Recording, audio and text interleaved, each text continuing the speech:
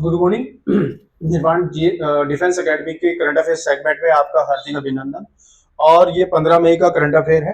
तो देखते हैं, बढ़ते हैं पहले प्रश्न की ओर। पहला प्रश्न ये है, अंतर्राष्ट्रीय ओलंपिक समिति ने हाल ही में किस देश के एथलीटों और टीमों पर लगे प्रतिबंध को हटा दिया? The international Olympic committee has recently lifted the sanctions imposed on athlete and team of which country? Iran, रूस, सीरिया, बेलारूस। तो अभी क्या है, बेलारूस के जो खिलाड़ी थे उनको जो है ये अनुमति, मतलब जो है उन पर प्रतिबंध को हटा दिया गया, क्योंकि फरवरी 2022 को जो है इन पर प्रतिबंध लगाया गया था। और ये प्रतिबंध बेलारूस से हटा दिया गया है क्योंकि 2028 में जो लॉस एंजल्स में जो है ओलंपिक होंगे, तो उसमें जो है बेलारूस अपने ध्वज और राष्ट्रगान का जो प्रयोग है वो कर सकता है। तो ये अंतर्राष्ट्रीय ओलंपिक समिति ने अभी फैसला लिया है। हालांकि जो रूस है, रूस पर अभी भी प्रतिबंध लगा हुआ है। ये जो प्रतिबंध बेलारूस पे लगा था, ये बेसिकली रूस और यूक्रेन युद्ध के दौरान लगाया गया था। और बेलारूस के द्वारा यूक्रेन पर रूस के युद्ध को जो है सही ठहराया गया था, इस संदर्भ में इसको बाहर किया गया। निम्न में से किसे भारत के तीसरे चीफ ऑफ डिफेंस स्टाफ नियुक्त किया गया? Who among the following has been appointed India third chief of defence staff? देखिएगा, third chief of defence staff जो है अभी 31 मई को जो है NS राज सुब्रमण्यम जो है ये स्थान लेंगे 31 मई 2026 को। इससे पहले जो है दूसरे नंबर पे अनिल चौहान थे। उससे पहले पहले नंबर पर जो है 2020 में बिपिन रावत साहब जो है ये पहले चीफ ऑफ डिफेंस स्टाफ बने थे। दूसरे जो है अनिल चौहान, और तीसरे जो है ये बेसिकली NS राज सुब्रमण्य बनाए गए। नेक्स्ट देखते हैं, निम्न में से किसने स्वास्थ्य प्रणालियों का एकीकरण करने के लिए स्वस्थ भारत पोर्टल लॉन्च किया? Which of the following has launched the स्वच्छ Bharat portal for integration of health system? Mansukh Mandaviya, Narendra Modi, Jagat Prakash Nadda, Annapurna देवी। तो जगत प्रसाद जो नड्डा हैं ये स्वास्थ्य मिनिस्टर हैं, कैबिनेट मंत्री हैं। इन्होंने जो है ये भारत इसमें क्या है, भारत पोर्टल जो है लॉन्च किया गया है। और ये लॉन्च करने का उद्देश्य है कि जो नवाचार और समावेशी, देखो, नवाचार व समावेशिता पर 15वां जो है राष्ट्रीय सम्मेलन के दौरान, ठीक है, ये फैसला लिया गया है। 15वीं जो है राष्ट्रीय सम्मेलन के दौरान ये फैसला लिया गया कि जो स्वास्थ्य पोर्टल है उसको जो है शुरू किया गया, जिससे कि स्वास्थ्य संबंधी समस्याओं का निराकरण किया जा सके। निम्न में से किस स्थान पर भारत की पहली व्यापक अर्बन टेस्ट बेड और एरोसोल वेधशाला का उद्घाटन किया गया है? At which of the following location was India first comprehensive urban test and aerosol observatory inaugurated? सूरत, बेंगलोर, पटना, चेन्नई। ये चेन्नई में की गई है। और जो पुणे स्थित जो उष्ण कटिबंधीय अमेजन मौसम विज्ञान संस्थान है, मिशन, उसके तहत जो है इसको स्थापित किया गया है। ठीक है, तो ये पहली व्यापक अर्बन टेस्ट बेड प्रणाली है। निम्न में से किस दिन हर साल राष्ट्रीय प्रौद्योगिकी दिवस मनाया जाता है? On which of the following day national technology day celebrated every year? 8 मई, 9 मई, 10 मई, 11 मई। 11 मई को मनाया जाता है। 11 मई को इस वजह से मनाया जाता है कि 11 मई 1998 को ऑपरेशन शक्ति, ठीक है, ऑपरेशन शक्ति के तहत जो है, और 13 मई को जो है ऑपरेशन शक्ति के तहत 11 और 13 मई 1998 को न्यूक्लियर परमाणु जो है परीक्षण भारत सरकार द्वारा किए गए थे। ठीक है, और उसमें जो वाजपेयी इस समय के प्रधानमंत्री थे, उन्होंने फर्स्ट यूज का जो है नारा दे के साथ जो है इसको शुरू किया था।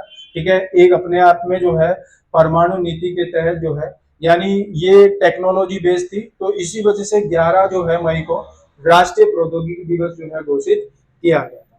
ठीक है, निम्न में से किस शहर में भारत का पहला अंतर्राष्ट्रीय नेत्र विज्ञान अनुसंधान सम्मेलन आयोजित किया गया?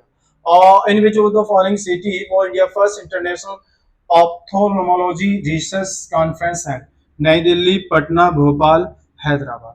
तो ये क्या है, भारत का पहला जो है अंतर्राष्ट्रीय नेत्र अनुसंधान संस्थान है, ठीक है। और ये नई दिल्ली में 9 से 10 मई को, ठीक है, नई दिल्ली में जो है 9 से 10 मई को जो है इसको इनॉग्रेटेड किया गया। और ये आर्मी हॉस्पिटल में जो है इसको, आर्मी हॉस्पिटल में इसको शुरू किया गया, ठीक है। हाल ही में पश्चिम बंगाल विधानसभा चुनाव के बाद उस स्थिति को लेकर संवैधानिक बहस उभरकर सामने आई, जब कोई मुख्यमंत्री बहुमत समर्थन खोने के बावजूद इस्तीफा देने से इनकार कर दे। तो इस संदर्भ में कितनों मतों पर विचार करना है। पहला यह है कि अनुच्छेद 164 फर्स्ट के अंतर्गत मुख्यमंत्री राज्यपाल के प्रसाद पर्यंत पद धारण करता है। तो 164 में कहा गया है कि जो मुख्यमंत्री है राज्यपाल के प्रसाद पद धारण करता है, यानी जब टाइम पीरियड पूरा हो जाता है तो नई विधानसभा के लिए जो है ऑटोमेटिक जो है क्या हो जाती है, वो भंग हो जाती है। और जो राज्यपाल है, ठीक है, तो इसमें 164 के तहत ये सही बात है कि राज्यपाल के प्रसाद प्रसन्न जो है वो पद धारण करता है।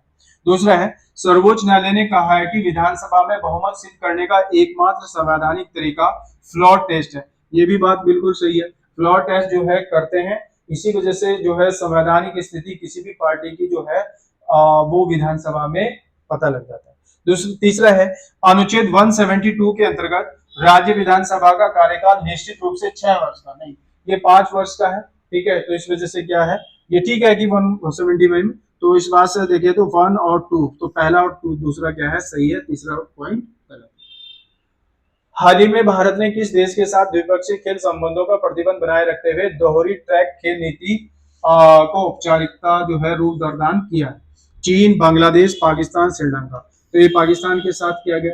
दोहरी ट्रैक नीति का मतलब है क्या है, जैसे इसमें ट्रैक 1 में क्या है, ट्रैक 1 में क्या है कि किसी भी खेल संबंधित पाकिस्तान के साथ जो है वो जो है अभी बंद रहेंगे, ठीक है। ट्रैक 1 में ये चीज कहा गया है कि पाकिस्तान के साथ कोई भी खेल संबंधित या दूसरी चीजें अभी जो है नहीं होंगी। दूसरा है, ट्रैक 2 में जो है ये कहा गया है कि अगर कोई खेल जो अंतरराष्ट्रीय स्तर का है और वो उसका इनॉग्रेशन भारत में या उसका जो खेल प्रसारण है वो भारत में हो रहा है, तो उसमें भी जो है भारत और पाकिस्तान के मध्य कोई भी जो है खेल संबंधी समझौता नहीं होगा, भारत के साथ ये जो है चीज यहाँ पे भी लागू होगी। तो ये दो ट्रैक जो है, ये दोहरी ट्रैक खेल नीति है जो लागू की गई। हाल ही में यावावरी तापीचे प्रादेशिक कॉरिडोर है, ये तेल विस्तार और वनों की कटाई से उत्पन्न खतरों के कारण चर्चा में रहा। ये किस क्षेत्र में है? सहारा, हिमालय क्षेत्र, आर्कटिक सर्कल या अमेजन बेसिन। ये अमेजन बेसिन में है, ठीक है, पेरू व ब्राजील की सीमा पर है, ठीक है, ब्राजील की सीमा पर। और अमेजन क्षेत्र है ये, यहाँ पर जो है अमेजन क्षेत्र है, इसमें क्या है कि ये कॉरिडोर बन रहा है जो तेल विस्तार वनों की कटाई से उत्पन्न जो है खतरे के कारण चर्चा में बड़े पैमाने पर उसको रखा गया, यानी बर्निंग इश्यूज है काफी, ठीक है। हाल ही में international union for conservation of nature वैश्विक स्तर पर 48 नए सदस्यों को स्वीकृति दिए जाने के बाद चर्चा में रहा। आयुसीएन मुख्यतः किस क्षेत्र से संबंधित है? तो सबसे पहले हम देख लेते हैं, आयुसीएन जो है ये पहले क्या था, ये पहले IUPN था, इसको बोलते थे। जैसे ये international union for conservation of nature है, USC मतलब कंजर्वेशन है, तो यहाँ था international union for protection nature, ठीक है। यानी ये अब जो है 1956 में क्या बन गया, 1956 में ये आयुसीएन बन गया। अब इसकी अगर स्थापना की बात करें हम आयुसीएन, तो ये 1948 से जो है, यानी अक्टूबर 1948 से स्थापित है, और ये स्थापित जो है फ्रांस में हुआ था।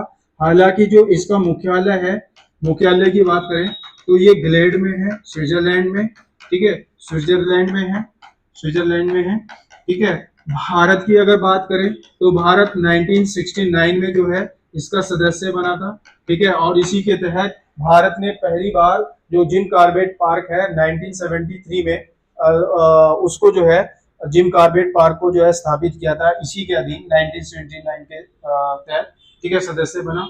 और ये जो है जो आईसीएन है ये अंतरिक्ष अन्वेषण, वन्यजीव प्राकृतिक संरक्षण, अंतरराष्ट्रीय व्यापार विनियमन, परमाणु ऊर्जा सहयोग। तो वन्यजीव और प्राकृतिक संरक्षण का है, और इसमें ये जो क्या करता है, ये 9 श्रेणियों में, ठीक है, 9 श्रेणियों में एक रेड डाटा बुक, ठीक है, रेड डाटा बुक जो है पब्लिश करता है, जिसके माध्यम से जो है जो विलुप्त प्राय पक्ष जानवर हैं उनकी जो है संख्या को जो है गणना करने का एक माध्यम है। तो आईसीएन क्या है, वन्य जीव एवं प्राकृतिक संरक्षण की क्या है, उस स्केल से क्षेत्र से संबंधित है।